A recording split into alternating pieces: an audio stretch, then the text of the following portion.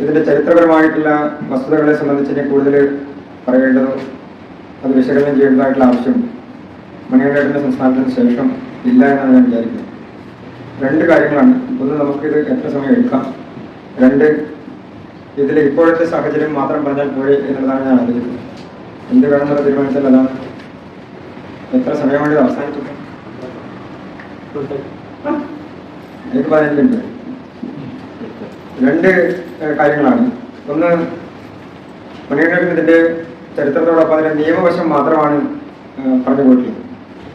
ഞാൻ അതിനെ കുറച്ച് രാഷ്ട്രീയവും കൂടി ചേർത്തിട്ട് പറയാനാണ് ആഗ്രഹിക്കുന്നത്. ഇതിന്റെ പ്രധാനപ്പെട്ട കാരണം, ഇതിന് ഏറ്റവും കൂടുതൽ ചർച്ച ചെയ്യപ്പെടുന്നത് ഒരു രാഷ്ട്രീയ വിഷയം എന്നുള്ള നിലക്കാണ്. ഇതിന്റെ നിയമപരമായിട്ടുള്ള വിഷയത്തെക്കാൾ അപ്പുറം ഇതൊരു ഹിന്ദു മുസ്ലിം പ്രശ്നമായി മാറുന്നു എന്നുള്ള നിലയിലേക്ക് ഇതിനെ വളർത്തിക്കൊണ്ടുവരികയാണ്.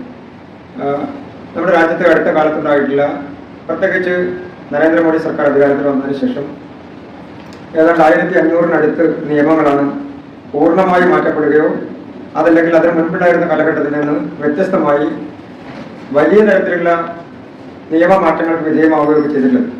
അതിൽ ചെറിയ നിയമങ്ങളുണ്ട്, വലിയ നിയമങ്ങളുണ്ട്. പ്രത്യേകിച്ച് ടാക്സ് നിയമങ്ങളടക്കം വലിയ മാറ്റങ്ങൾക്ക് വിധേയമായി. GST സംവിധാനം കൊണ്ടുവന്നു. അതുപോലെ തന്നെ പ്ലാനിംഗ് ബോർഡ്, പ്ലാനിംഗ് കമ്മീഷൻ എന്നുള്ള സിസ്റ്റം അങ്ങനെ തന്നെ എടുത്തു മാറ്റുന്ന സാഹചര്യമുണ്ടായി. ഈ തരത്തിൽ രാജ്യത്തെ ഏറ്റവും സുപ്രധാനമായിട്ടുള്ള പല നിയമപരമായിട്ടുള്ള എക്സിസ്റ്റൻസ് ഉണ്ടായിരുന്ന സംവിധാനങ്ങൾക്ക് മാറ്റമാണ്. അത് ഏറ്റവും പ്രധാനപ്പെട്ടതായിരുന്നു പ്ലാനിംഗ് ബോർഡ്. ഏറ്റവും ആദ്യം എടുത്തു മാറ്റിയത് പ്ലാനിംഗ് ബോർഡ് സംവിധാനത്തെ സംബന്ധിച്ചാണ്. അതിനുശേഷമായിരുന്നു ഏകീകൃത സിവിൽ നിയമം ഏകീകൃത ടാക്സ് നിയമം എന്നുള്ള സംവിധാനത്തിലേക്ക് രാജ്യം മാറുന്ന സാഹചര്യം ഉണ്ടായിരുന്നു. പിന്നീട് നാം കണ്ടത്, ആ സമയത്തൊന്നും വലിയ പ്രതിഷേധങ്ങളോ പ്രക്ഷോഭങ്ങളോ ഒന്നും പൊതുവായി ഉണ്ടായില്ല.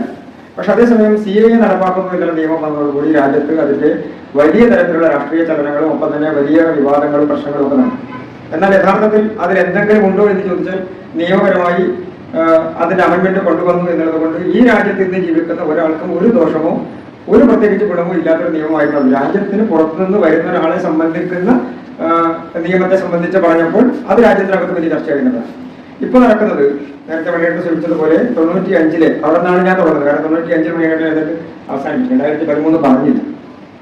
95-ലെ നിയമത്തിന് ശേഷം അതുവരെ ഉണ്ടായിരുന്ന വഖഫ് നിയമത്തിന്റെ അതുവരെ ഉണ്ടായിരുന്ന സംവിധാനങ്ങളെ മുഴുവൻ തന്നെ 95-ൽ വേറൊരു സിസ്റ്റത്തിലേക്ക് ഷിഫ്റ്റ് ചെയ്തു എന്നതാണ്. എല്ലാ തരത്തിലും അതിന് മാറ്റം കൊണ്ടുവന്നു, അതിന് ശക്തി കൊടുത്തു. പ്രത്യേകിച്ച് നേരത്തെ ഈ മുത്താവാലി അവർ ആ വഖഫ് പ്രോപ്പർട്ടി സംരക്ഷിച്ചില്ലെങ്കിൽ അവർക്ക് വലിയ പ്രശ്നങ്ങളൊന്നും നേരിടേണ്ട സാഹചര്യം ഉണ്ടായിരുന്നില്ല. പക്ഷെ അതിന് ശിക്ഷ കൊണ്ടുവന്നു. അത് കുറച്ചുകൂടി സ്ട്രിക്റ്റ് ആക്കിയത് സംരക്ഷിക്കുക എന്നുള്ളത് അവരുടെ നമ്മളൊരു ഉത്തരവാദിത്തം എന്ന് പറയുന്ന സിസ്റ്റത്തിൽ നിന്ന് മാറിയിട്ട് അതൊരു ബാധ്യതയായി മാറി എന്നുള്ളതാണ്. അപ്പൊ ആ തരത്തിൽ നിയമപരമായി അത് സംരക്ഷിക്കപ്പെട്ടില്ലെങ്കിൽ അതിനെ കൃത്യമായി ചോദ്യം ചെയ്യുക എന്നുള്ളതിനേക്കാൾ അപ്പുറത്ത് അതൊരു കുറ്റമായി കണക്കാക്കുന്ന സ്ഥിതിയിലേക്ക് മാറി. അതായത് ആ ഉദ്യോഗസ്ഥനെ സംബന്ധിച്ച് അല്ലെങ്കിൽ ആ മുത്താവാലി എന്ന് പറയുന്ന ചുമതല നമുക്ക് നാളെ സംബന്ധിച്ച് അത് വളരെ കഠിനമായിട്ടുള്ള നിയമപരമായിട്ടുള്ള നടപടികൾ നേരിടുന്ന സിസ്റ്റത്തിലേക്ക് അത് കൊണ്ടുവന്നു എന്നതാണ്. പക്ഷെ 2003-ൽ കുറച്ചുകൂടി കടന്ന് നമ്മൾ ഇതിന്റെ അമെന്റ്മെന്റ്സിന്റെ ഒരു സിസ്റ്റം നോക്കിക്കഴിഞ്ഞാൽ അറിയാം, ഇതിലെല്ലാ പ്രധാനപ്പെട്ട അമെന്റ്മെന്റ്സും വന്നിട്ടുണ്ട്. ഒന്നുകിൽ ഒരു പൊതു തെരഞ്ഞെടുപ്പ്, അതായത് ഏറ്റവും ക്രൂഷ്യലായ പൊതു തെരഞ്ഞെടുപ്പുകൾ നടക്കുന്നതിന് മുൻപോ അതല്ലെങ്കിൽ അതിന്റെ തൊട്ട് തലേ വർഷങ്ങളിലും ഒക്കെയാണ് ഈ തരത്തിലുള്ള വലിയ മാറ്റങ്ങൾ കൊണ്ടുവന്നിട്ടുള്ളത്.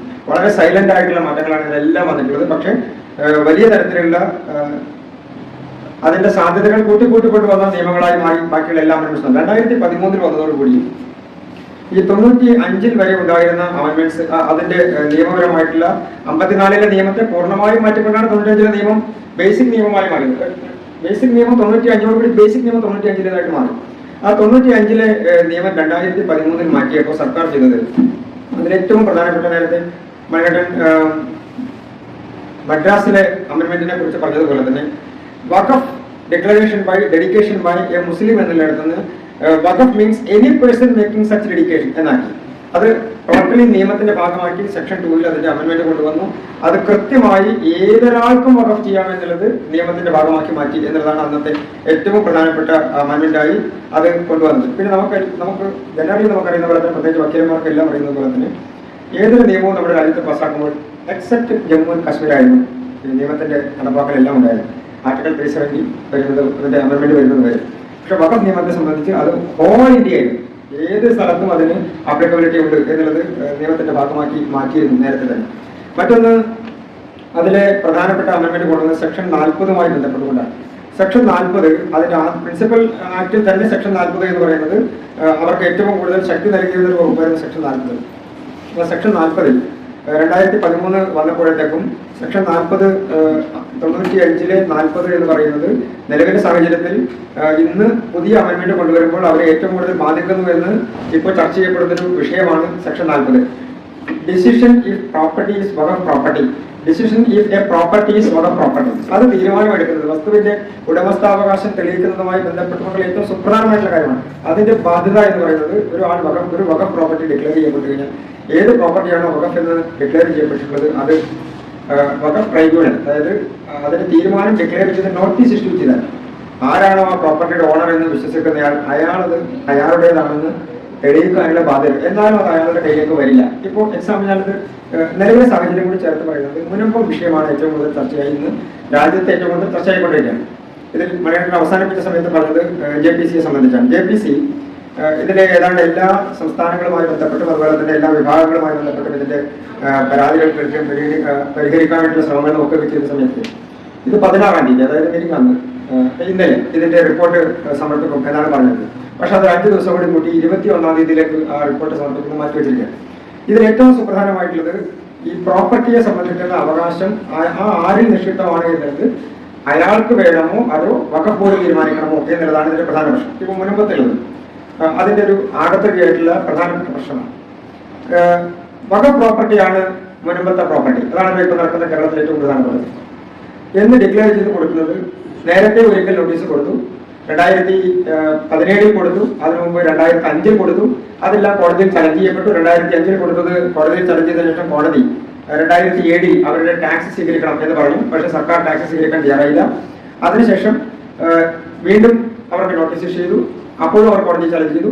ഹൈക്കോടതി അവരുടെ ടാക്സ് സ്വീകരിക്കണം എന്ന് കളക്ടർക്ക് വില്ലേജ് ഓഫീസർക്ക് നിർദ്ദേശം കൊടുത്തു. അപ്പോഴും അത് താലൂക്ക് ഓഫീസർ സ്വീകരിക്കാൻ വേണ്ടി തയ്യാറായില്ല.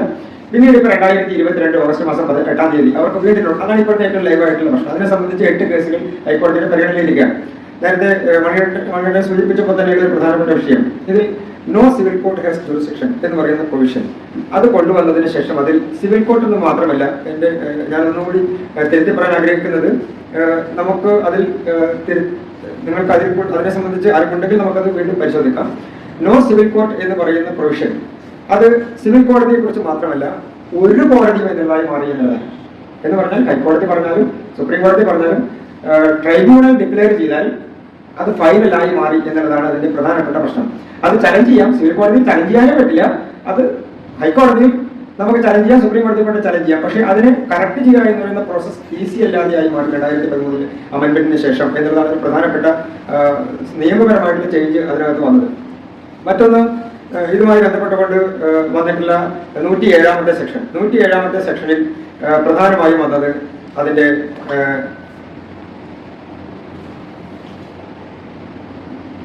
ആക്ട് 36, അത് നേരത്തെ മണിയുടെ സൂചിപ്പിച്ചു.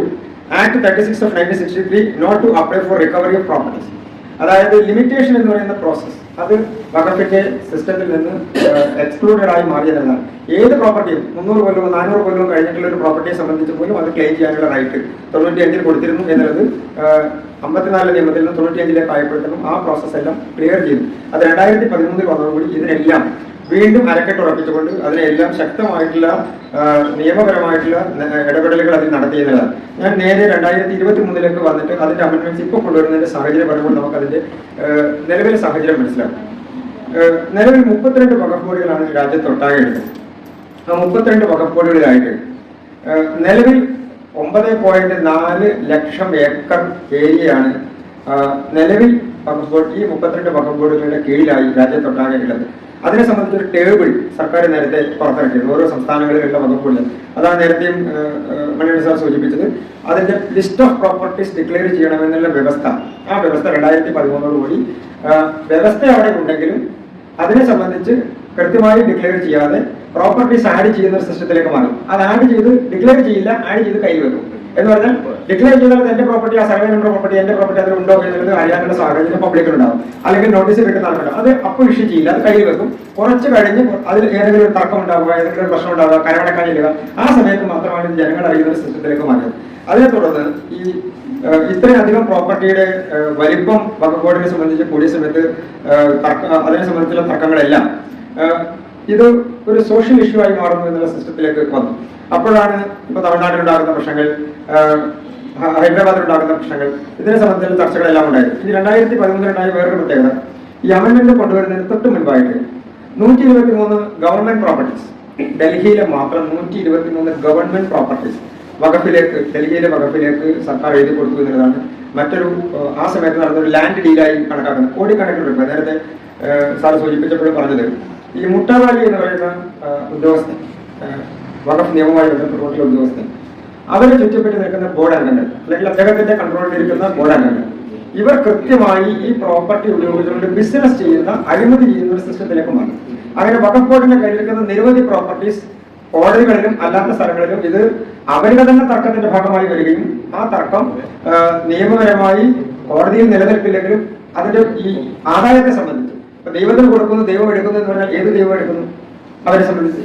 ഇപ്പൊ ക്ഷേത്രങ്ങളിൽ, നമ്മുടെ ക്ഷേത്രങ്ങളിൽ എണ്ണ ഒഴിച്ച് വിളക്ക് വെച്ചു എന്ന് പറയുന്ന പ്രോസസ് ഉണ്ട്, അല്ലെങ്കിൽ നമ്മളത് ചെലവഴിക്കാൻ ഒരു വഴിയുണ്ട്. അവരെ സംബന്ധിച്ച് അങ്ങനെ വഴിയില്ലല്ലോ.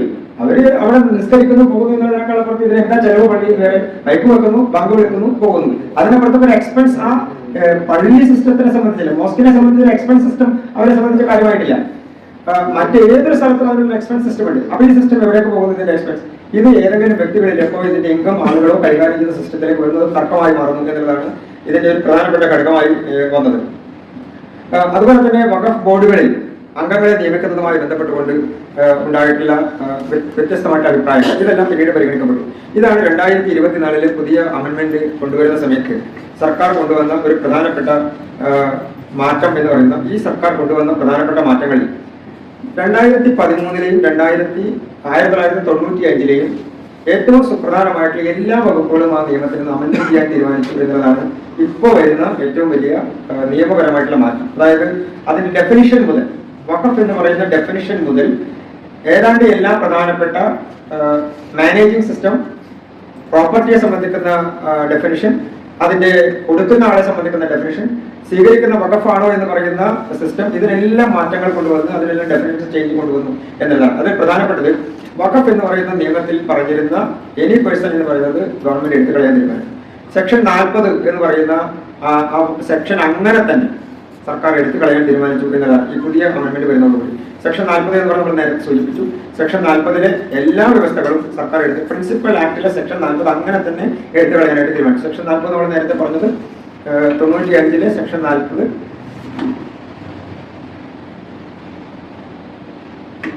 വസ്തു തെളിയിക്കണം എന്ന് പറയുന്ന, ആരാണ് ഇത് തെളിയിക്കേണ്ടത് എന്ന് പറയുന്ന ആളുടെ ബാധ്യതയെ സംബന്ധിക്കുന്നത് ആ സെക്ഷൻ അങ്ങനെ തന്നെ സർക്കാർ കമ്മിറ്റ് ചെയ്യാൻ തീരുമാനിച്ചു.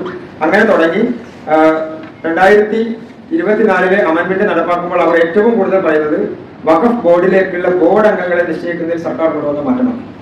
അതിൽ ഏറ്റവും സുപ്രധാനം, നേരത്തെ വഖഫ് ബോർഡിലേക്ക് തീരുമാനിക്കാനുള്ള അവകാശത്തിൽ സ്ത്രീകളെ 2 സ്ത്രീകളെ നിയമിക്കണം എന്നൊക്കെ പറഞ്ഞിട്ടുള്ള അമെന്റ്മെന്റ് 2013 വന്നപ്പോൾ കൊണ്ടുവന്നു. പക്ഷെ ഒരു വഖഫ് ബോർഡ് കേരളത്തിൽ മാത്രമാണ് അതിൽ എക്സെപ്ഷനിലായി 2 പേരെ നാമമാത്രമായി വെക്കാനുള്ള സാധ്യതയുണ്ട്. മറ്റൊരു സ്ഥലത്തും അങ്ങനെ നിയമിക്കാനുള്ള സംവിധാനം ഉണ്ടായിരുന്നു, ചെയ്തിട്ടില്ല എന്നാണ്. അതിൽ കൃത്യമായി സർക്കാർ ഇടപെടുകയും അതിൽ സർക്കാരിന്റെ പ്രതിനിധിയെ ഉൾപ്പെടുത്തുകയും, അതുപോലെ തന്നെ മുട്ടാവാലിയുടെ അധികാരം എന്ന് പറയുന്നത് ഒരു പൂർണ്ണ അധികാരമായി ഉപയോഗിച്ചതിൽ നിന്ന് പ്രോപ്പർട്ടിയെ സംബന്ധിക്കുന്ന നിയമത്തിന്റെ വ്യവസ്ഥയിലേക്ക്, അതായത് നമ്മുടെ രാജ്യത്തിന്റെ നിയമവ്യവസ്ഥ അനുസരിച്ച് പ്രോപ്പർട്ടിയുടെ അവസാന ഉത്തരവാദി എന്ന് പറയുന്നത് ഒന്നുകിൽ വില്ലേജ് ഓഫീസിൽ നിന്നുള്ള പ്രോപ്പർട്ടിയെ സംബന്ധിക്കുന്ന details taluk office to collector, അത് കഴിഞ്ഞാൽ ലാൻഡ് ട്രൈബ്യൂണലിലോ ലാൻഡ് ബോർഡിലൊക്കെ പോകാം. ആ സർക്കാർ സിസ്റ്റത്തിന്റെ ഭാഗമായി പോകുന്ന സിസ്റ്റത്തിലേക്ക് വഖഫ് ബോർഡിന്റെ പ്രോപ്പർട്ടിയെ കൂടി ഉൾപ്പെടുത്തി കളക്ടറായി അതിന്റെ ലാൻഡിനെ സംബന്ധിക്കുന്ന, ഇത് ആരുടെ കൈവശമാണ് അല്ലെങ്കിൽ ലാൻഡ് ആരുടേതാണ്, ലാൻഡിനെ സംബന്ധിക്കുന്ന പ്രോപ്പർട്ടി ഐഡന്റിഫിക്കേഷൻ നടത്തേണ്ട ഉത്തരവാദി വഖഫ് ട്രൈബ്യൂണലിൽ നിന്ന് ഡിസ്ട്രിക്ട് കളക്ടറിലേക്ക് മാറുന്നു എന്നുള്ളതാണ് ഇപ്പോൾ വന്നിട്ടുള്ള ഏറ്റവും പ്രധാനപ്പെട്ട മാറ്റം. അത് തന്നെയാണ് ഏറ്റവും പ്രധാനപ്പെട്ട പ്രശ്നമായി അവർ ചൂണ്ടിക്കാണിക്കുന്നതും.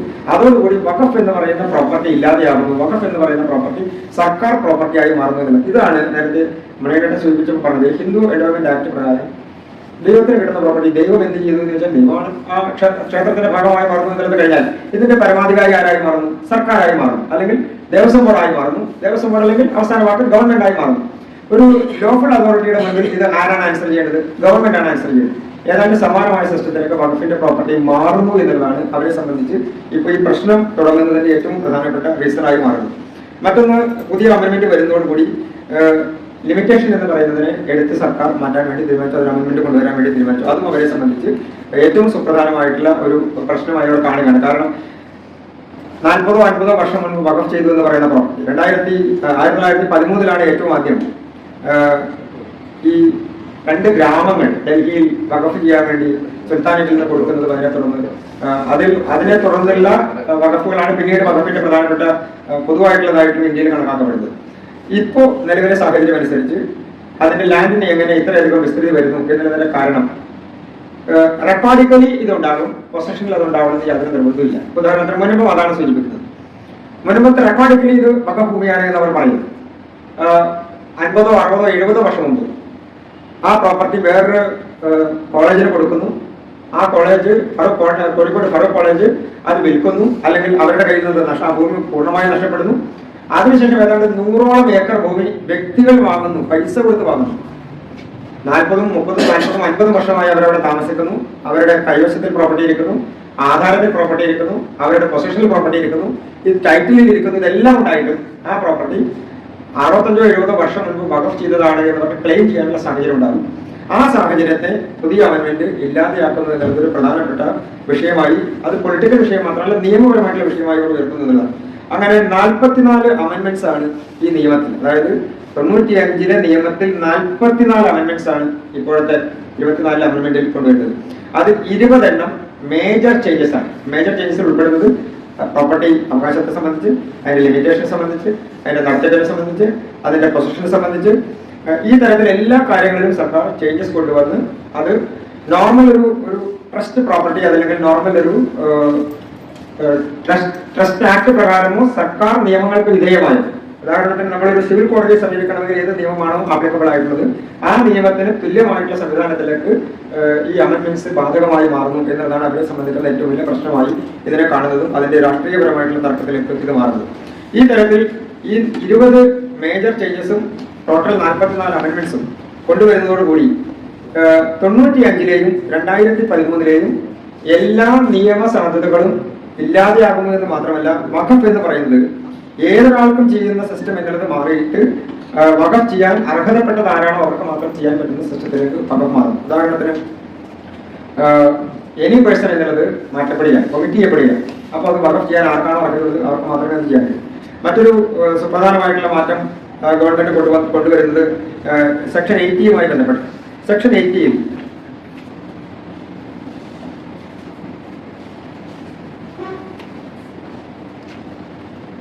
സെക്ഷൻ 56 അതുപോലെ തന്നെ ഒരു പ്രൊവിഷൻ നേരത്തെ 95-ലുണ്ടായിരുന്നു. ഈ പ്രോപ്പർട്ടി ലീസിന് കൊടുക്കാൻ കഴിയില്ല എന്ന് പറയുന്ന പ്രോപ്പർട്ടി, മറ്റേ പ്രോപ്പർട്ടി മറ്റൊരാൾക്ക് കൈമാറ്റം ചെയ്തവർക്ക് കൊടുക്കാൻ വേണ്ടി കഴിയില്ല. അതുപോലെ തന്നെ അതിന്റെ നടത്തിപ്പ് ചെയ്യുന്ന ആളുകളെ സംബന്ധിച്ച് അതിന്റെ ബെനിഫിറ്റ് എടുക്കുന്നത് അത് അവർ ഈ വഖഫ് ഫണ്ടായി തന്നെ സൂക്ഷിക്കണം എന്ന് പറയുന്ന സിസ്റ്റം അത് മാറ്റപ്പെടുന്നു. അത് സർക്കാരിന്റെ ഓഡിറ്റിംഗിലേക്ക് ഇത് മാറുന്നു എന്നുള്ളതാണ്. ഉദാഹരണത്തിന് ടെമ്പിൾ പ്രോപ്പർട്ടീസ് അതിൽ ഓഡിറ്റിംഗ് ഉണ്ടല്ലോ, സർക്കാർ ഓഡിറ്റിംഗ് ഉണ്ട്. വഖഫ് പ്രോപ്പർട്ടിയെ സംബന്ധിച്ച് ഓഡിറ്റിംഗ് ട്രൈബ്യൂണലിൽ മാത്രമേ, അല്ലെങ്കിൽ അവരുടെ ഓഡിറ്റിംഗ് സിസ്റ്റത്തിന് മാത്രമേ പറ്റുമായിരുന്നു. അതിലൊരു ഓഡിറ്റിംഗ് ഇല്ലാതിരുന്നത് സർക്കാർ ഓഡിറ്റിംഗിന്റെ ഭാഗമായി മാറുന്നു എന്നതാണ്. അതുപോലെ തന്നെ ഈ ഇതിന്റെ കോൺസ്റ്റിറ്റ്യൂഷൻ സിസ്റ്റം നേരത്തെ മലയാളം അവസാനം സൂചിപ്പിച്ചതുപോലെ വക്കീലന്മാർ ശ്രദ്ധിക്കുന്നില്ല എന്ന് പറഞ്ഞതുപോലെ തന്നെ ഇതിൽ ആരാണ് നിയമപരമായ അതോറിറ്റി? നിയമപരമായ അതോറിറ്റി ഒരു മതക്കോടതിയുടെ സിസ്റ്റത്തിലേക്ക് വർക്ക് ചെയ്തിരുന്നു എന്നുള്ളതാണ് നമ്മൾ ഇതുവരെ ഉണ്ടായിരുന്ന സിസ്റ്റം. വഖഫ് ട്രൈബ്യൂണൽ ഒരു മത സംവിധാനത്തിന്റെ അല്ലെങ്കിൽ അവരുടെ നിയമപരമായ പരിരക്ഷ ഉപയോഗിച്ചുകൊണ്ടുള്ള സിസ്റ്റത്തിന്റെ ഭാഗമായി ഉപയോഗിക്കുന്നു. അതിന് ഈ രാജ്യത്തിന്റെ ഭരണഘടനാനുസൃതമായി രൂപീകരിക്കപ്പെട്ടിട്ടുള്ള ഒരു സംവിധാനത്തിന് വിധേയമല്ലാതെ നിൽക്കാൻ കഴിയുക എന്നൊരു സിസ്റ്റം അത് മാറ്റപ്പെടുന്നു എന്നുള്ളത് അവരെ സംബന്ധിച്ച് വലിയൊരു പ്രശ്നമാണ്. അതാണ് സെക്ഷൻ 80 ഓഡിറ്റിംഗും അതിന്റെ നടപടികളുമായി ബന്ധപ്പെട്ട് ബോർഡിന്റെ അധികാരങ്ങൾ ഇല്ലാതെയാകുന്നു എന്നുള്ളതാണ്. മറ്റൊന്ന് ഈ ബാർ ഓഫ് ജൂറിസ്ഡിക്ഷൻ എന്നുള്ള സെക്ഷൻ 85, അതിനാണ് നമ്മൾ പറഞ്ഞുകൊണ്ടിരുന്ന പ്രധാനപ്പെട്ട വിഷയം ബാർ ഓഫ് ജൂറിസ്ഡിക്ഷൻ. അതും ഇതോടുകൂടി മാറ്റപ്പെടുന്നു എന്നതാണ്. പിന്നെ ഈ നേരത്തെ ഉണ്ടായിരുന്ന സിസ്റ്റത്തിലെ മാറ്റങ്ങൾ വരുന്നതോടുകൂടി പൊതുവിൽ വഖഫ് എന്ന് പറയുന്ന പ്രോപ്പർട്ടി എന്നുള്ളത് സ്വാഭാവികമായും വഖഫ് പ്രോപ്പർട്ടി സർക്കാരിന്റെ കൂടി അധീനതയിലോ കൺട്രോളിലോ ഉള്ള സിസ്റ്റത്തിലേക്ക് മാറുന്നു എന്നുള്ളത് അവരെ സംബന്ധിച്ച്, അതായത് വഖഫ് ബോർഡിനെ സംബന്ധിച്ചാണെങ്കിലും ആ കമ്മ്യൂണിറ്റിയെ സംബന്ധിച്ചാണെങ്കിലും അവർ അത് വലിയ ഒരു ദൂരവ്യാപകമായി അവരുടെ കയ്യിലിരിക്കുന്ന പ്രോപ്പർട്ടീസ് നഷ്ടപ്പെടാനുള്ള സാധ്യതയിലേക്ക് വരും എന്നുള്ളതാണ്. അതിന് പ്രധാനപ്പെട്ട കാരണം 95-ന് ശേഷമാണ് ഈ അതുവരെ ഉണ്ടായിരുന്നത് 2.7 ലക്ഷം ഏക്കർ പ്രോപ്പർട്ടി ആയിരുന്നു എന്നുള്ളതാണ് അതുവരെയുള്ള കണക്ക്.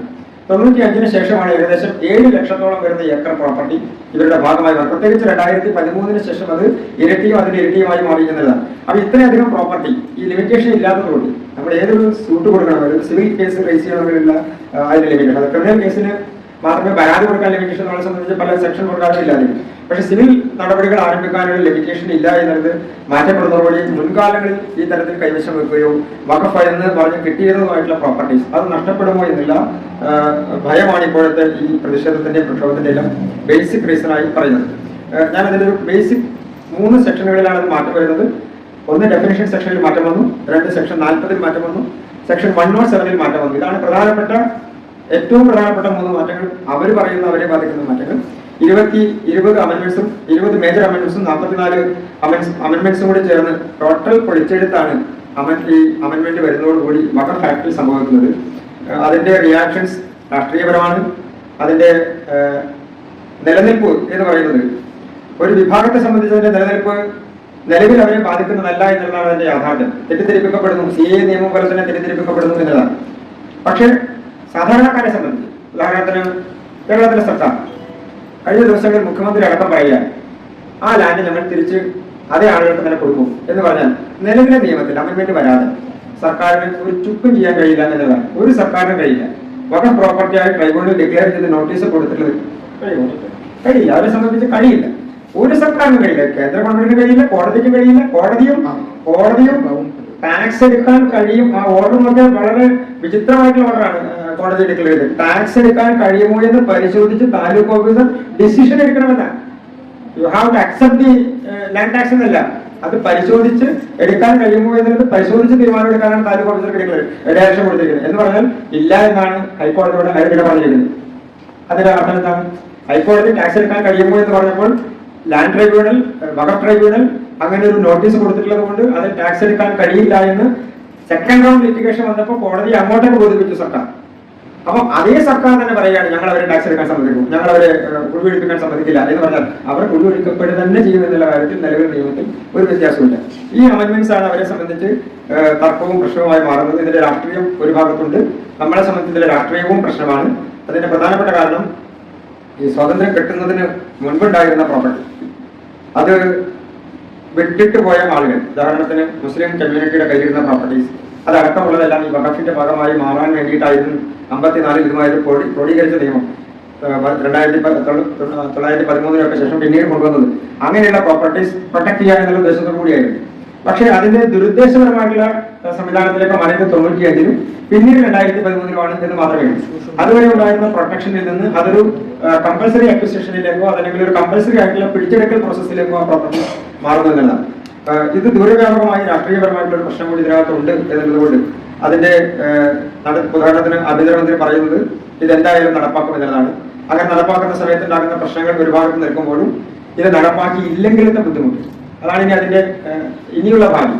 ഇത് നടപ്പാക്കിയില്ല എന്നിരിക്കും നമുക്ക് തമാശ പറയുന്നതിനേക്കാൾ അപ്പുറത്ത് സീരിയസ് ആയി ആലോചിച്ചാൽ നാളെ ഒരു പ്രോപ്പർട്ടി വഖഫ് പ്രോപ്പർട്ടി ആണ് എന്ന് പറഞ്ഞ് ലാൻഡ് ട്രൈബ്യൂണൽ നോട്ടീസ് വഖഫ് ട്രൈബ്യൂണൽ നോട്ടീസ് കൊടുത്താൽ അതിൽ നമ്മൾ ഇന്നിരിക്കുന്ന ഈ ബിൽഡിംഗ് ആണെങ്കിൽ പോലും വേറെ ഏത് പ്രോപ്പർട്ടി ആണെങ്കിൽ പോലും അതിനെ ഓവർകം ചെയ്ത് ആ പ്രോപ്പർട്ടി വീണ്ടും പ്രൊസസ് ചെയ്യുക എന്ന് പറയുന്ന ടൈറ്റിലേക്ക് വരിക എന്ന് പറയുന്ന ഒരു പ്രോസസ് അത്ര ഈസി ആവില്ല എന്നുള്ളതാണ്. എന്ന് പറഞ്ഞാൽ കാലക്രമേണ നമ്മളെപ്പോഴും രാഷ്ട്രീയപരമായി പറയുന്ന പോലെ 50% എന്ന് പറയുന്ന ഒരു പ്രോസസ്സിലേക്ക് ആ കമ്മ്യൂണിറ്റി എത്തുന്ന എല്ലാ സ്ഥലത്തും പ്രശ്നങ്ങൾ ഉണ്ടായിട്ടുണ്ട് എന്ന് പറയുന്നത് മുഖവിലേക്ക് എടുത്താൽ ഏത് രാജ്യത്തിന്റെ പ്രശ്നം എടുത്താൽ ഇപ്പോ ഏറ്റവും റീസെന്റായി മിനിങ്ങാന്നുണ്ടായിട്ടുള്ള പ്രശ്നം നമ്മളെല്ലാം ഇരുത്തി ചിന്തിപ്പിക്കേണ്ടതാണ്. മൂന്നാറിൽ ഒരു കടയിൽ ചെന്ന് ഒരു ഇസ്രായേലി സാധനം ചോദിച്ചപ്പോൾ അവർക്കുണ്ടായ അനുഭവം കേരളത്തിന്റെ മണ്ണിൽ മൂന്നാറിലാണ് എന്ന് ആലോചിക്കുമ്പോൾ ഇടുക്കി ജില്ലയിൽ ഒരു സ്ഥലത്ത് ഉണ്ടായ ഒരു പ്രശ്നം അത് കേരളത്തെ വളരെ കൂടുതൽ ചിന്തിപ്പിക്കേണ്ടതാണ്. കാരണം അത് കാശ്മീരിലല്ല, അത് ഒരു മുസ്ലിം ഭൂരിപക്ഷ പ്രദേശമല്ല, ഒന്നുമല്ല. എന്നിട്ടും ഇസ്രായേലിൽ നിന്ന് വന്ന ഒരാൾ അത് ആ വന്നിട്ടുള്ള ആൾക്കാർ ഇവിടുത്തെ ടൂറിസ്റ്റുകളാണ്. അവരോട് ഈ തരത്തിൽ പെരുമാറുന്ന ഒരു സിസ്റ്റം കേരളത്തിന്റെ മണ്ണിൽ പുറത്തേക്ക് വരുന്നു എന്ന് പറഞ്ഞാൽ കേരളം അടക്കമുള്ള സംസ്ഥാനങ്ങൾ അപ്പോ സ്വാധീനം ഉണ്ടാകുന്ന ഒരു സ്ഥലം ഉണ്ടായാൽ, സ്വാധീനം ഉണ്ടാകുന്ന ഒരു ഭരണം ഉണ്ടായാൽ, സ്വാധീനമില്ലാത്ത ഭരണമായിരുന്നു അവരുടേത് 95-ലും 2013-ലും. ആ സമയത്താണ് ഈ അമെന്റ്മെന്റ്സ് എല്ലാം കൊണ്ടുവന്നത്. ആ സമയത്താണ് ഈ പ്രോപ്പർട്ടീസ് എല്ലാം പിടിച്ചെടുക്കാനുള്ള വളരെ നിർദോഷം. അതായത് മണികണ്ഠൻ സൂചിപ്പിച്ച ഒരു പ്രധാനപ്പെട്ട വിഷയമാണ്. അതായത് നിയമം കൊണ്ടുവരുന്നതിലെ മാറ്റങ്ങൾ പോലും ജനങ്ങൾ അറിയുന്ന സിസ്റ്റത്തിലേക്ക് എത്തുന്നതിന് മുമ്പേ നിയമം മാറിക്കഴിയും. അതിൽ അമെന്റ്മെന്റ് വന്ന് അത് കഴിഞ്ഞ് പ്രോസസ് തുടങ്ങുമ്പോഴാണ് ഇങ്ങനെ ഒരു അമെന്റ്മെന്റേ ഉണ്ട് എന്നുള്ളത് ആളുകൾ അറിയുന്ന സിസ്റ്റത്തിലേക്ക് വരും. അപ്പൊ അതാണ് ഇത്രയും ഗൗരവതരമായിട്ടുള്ള ഒരു വിഷയമായി മാറുന്നത്, ചർച്ച ചെയ്യപ്പെടുന്നത്. ഇനി നിങ്ങൾക്ക് എന്തെങ്കിലും കൂടുതലുണ്ടെങ്കിൽ, അതായത് ഒരു നമ്മൾ പഠിക്കുകയും പ്രൊപ്പഗേറ്റ് ചെയ്യേണ്ട വിഷയമായതുകൊണ്ടും വളരെ ശ്രദ്ധിച്ച് കൈകാര്യം ചെയ്യേണ്ട വിഷയമായതുകൊണ്ടും ഇതിലെ സെക്ഷനും ബാക്കി കാര്യങ്ങളൊക്കെ ഇതിന്റെ അമെന്റ്മെന്റ് വരുന്നതോടുകൂടി നിലവിലെ സാഹചര്യത്തിൽ മാറ്റം വരുന്നതോടുകൂടി വലിയൊരു പ്രതിഷേധം മാത്രമല്ല, ഒരു കലാപത്തിനുള്ള സാധ്യത തന്നെ രാജ്യത്ത് ഉണ്ടാകാനുള്ള സാഹചര്യമാണ് ഇത് നടപ്പാക്കുക. CAA ഉണ്ടായപ്പോൾ കലാപത്തിന് പുറത്തിറങ്ങി, പക്ഷെ അത് കൊറോണ വന്നപ്പോൾ കെട്ടടങ്ങി. പക്ഷെ ഇത് അതങ്ങനെ ആവണമെന്നില്ല. കാരണം ഇത് മുനമ്പത്ത് ഏതാണ്ട് എല്ലാ ബിഷപ്പുമാരും കേരളത്തിലെ ഇപ്പോൾ മുനമ്പത്തെത്തിയിരുന്നു. അവരവിടെ ആളുകളെ ഒക്കെ അത് ഭൂമി നഷ്ടപ്പെടാനുള്ള ശ്രമങ്ങൾ നടത്തുന്നു. പക്ഷെ അവിടെയൊക്കെ ഇതേവരെ ഒരു വഖഫുമായി ബന്ധപ്പെട്ടുകൊണ്ട് നിൽക്കുന്ന ഏതെങ്കിലും ഒരു സംവിധാനത്തിന്റെ ഒരു പ്രതിഷേധമോ ആ ലാൻഡിലേക്ക് കടക്കാനുള്ള ഒരു ശ്രമമോ അവർ നടത്തിയിട്ടില്ല. ഇതെല്ലാം പേപ്പർ വർക്കിൽ നിൽക്കുക. നാളെ അതാണ് ലാൻഡ് ഞങ്ങളുടേതാണ് എന്ന് പറഞ്ഞ് പിടിച്ചെടുക്കാൻ ചെല്ലുന്ന ഒരു സാഹചര്യം ഉണ്ടായാൽ കേരളത്തിൽ കലാപം ഉണ്ടാകും എന്നുള്ള കാര്യത്തിൽ ഒരു സംശയമില്ല. അപ്പോൾ ഒരു ഫിസിക്കൽ ത്രെറ്റിലേക്ക് കൂടി ഇത് പോകുന്ന ഒരു സാഹചര്യത്തിലേക്ക് ഈ അമെന്റ്മെന്റ് വരുന്നതോടുകൂടി, കാരണം ഇപ്പോൾ വളരെ ദ്രുതഗതിയിൽ ഈ നടപടികളെല്ലാം ചെയ്തതിന്റെ പ്രധാനപ്പെട്ട കാര്യം ഈ അമെന്റ്മെന്റ് വന്നാൽ റെട്രോസ്പെക്റ്റീവ് എഫക്റ്റോട് കൂടിയിട്ട് വരുന്നു എന്നൊരു സാഹചര്യം ഉണ്ടായി. 95 നിയമവും 2013 നിയമവും മാറ്റപ്പെട്ട ഏതൊക്കെ പ്രോപ്പർട്ടി അവരിൽ നിന്ന് നഷ്ടപ്പെടും എന്നുള്ള കാര്യത്തിൽ അവർക്ക് ഉറപ്പില്ല. അപ്പൊ അതും ഈ സാഹചര്യത്തിൽ ഒരു പ്രധാനപ്പെട്ട വിഷയമാണ്. അതുകൊണ്ട് ഇതിനെ സംബന്ധിച്ച് മറ്റെന്തെങ്കിലും ഉണ്ടെങ്കിൽ നമുക്ക് സംസാരിക്കാം, ഇല്ലെങ്കിൽ നമുക്ക് അവസാനിക്കാം.